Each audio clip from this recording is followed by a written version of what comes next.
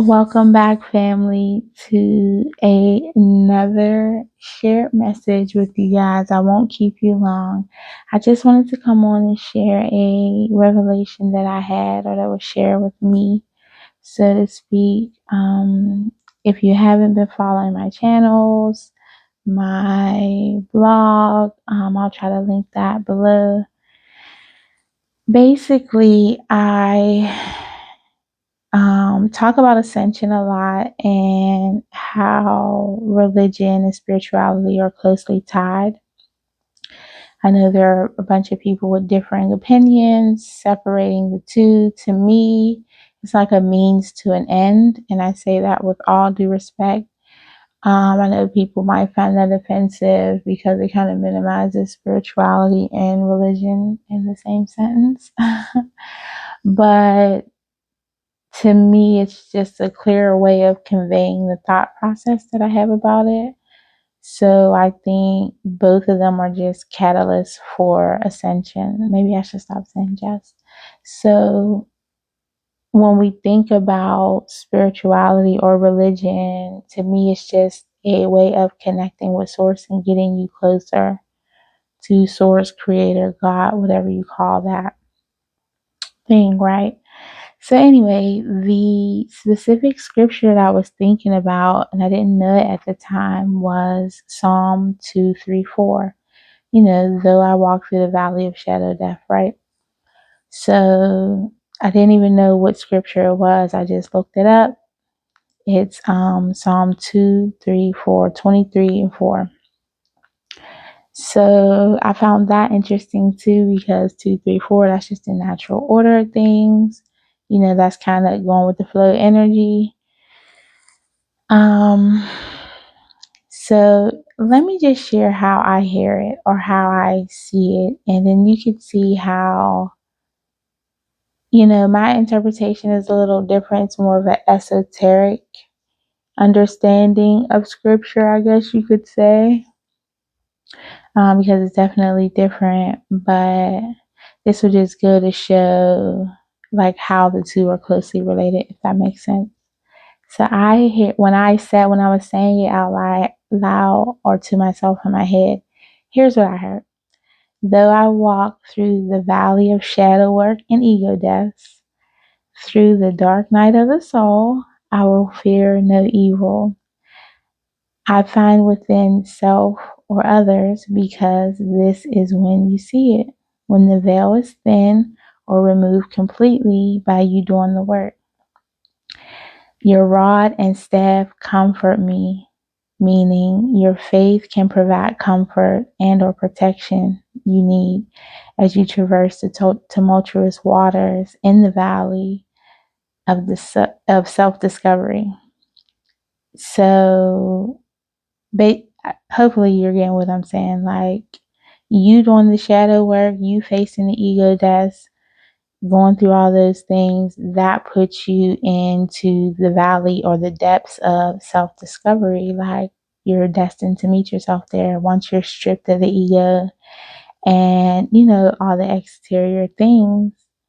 Doing the shadow work, you get to see yourself. You are destined to find truths about yourself and the world around you. Use your rod, aka your support system.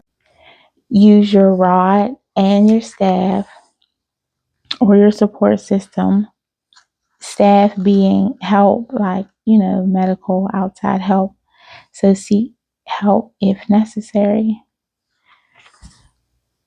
It is a rocky road, but after the depths of the valley, you are destined to see the greatness of the mountaintops. This is what Martin Luther King was talking about. I've seen the mountaintops. Basically, I know how good it could get. We just got to keep pushing through. We're going to get there type of energy. Enjoy the journey up the mountain, ascending toward the sun, toward your personal greatness, toward purpose, toward your power of presence, stepping into the light, being present, showing up for yourself, and showing up in who you're called to be, basically. Stepping into the moment of glory for yourself. Just follow the light, follow purpose with integrity, follow the plan. The roadmap has been given to you. Just stay in your lane, going up the mountain, ascending to the sun. So I just feel like that's what that scripture is basically saying. Like, yes, there will be lows, yes, there will be highs, but you have to like traverse and get through those lows to be able to get on the path towards higher, towards ascension, toward better. So you see, when we look at it from not a literal sense, but a put it into terms that fit, what is actually going on, and actually deriving the moral from the story, or what it's trying to convey to you, teach to you, get you to understand. So I believe that all the stories that we come across in our religious texts are, basically allegories, as I mentioned before, to get you to understand a concept, whether it's within self or a concept that's greater than self, to get us to understand through different ways. Like I always say, we learn through so many different ways, and we just keep having these like stories or examples in front of us. And I feel like so many of us are missing the message, when the messaging is quite simple.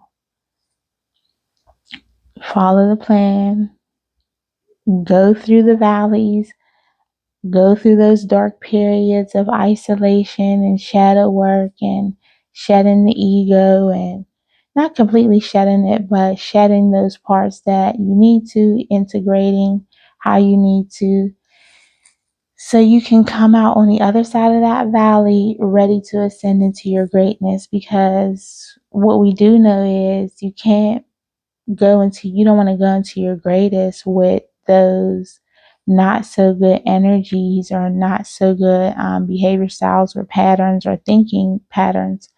You don't want to go into your greatness with all the things that kept you in the valley, you see. So you have to do the shedding, you have to do the shadow work, the heart work, the chakra work, whatever you want to call it, evolving mentally, spiritually, emotionally. Same difference.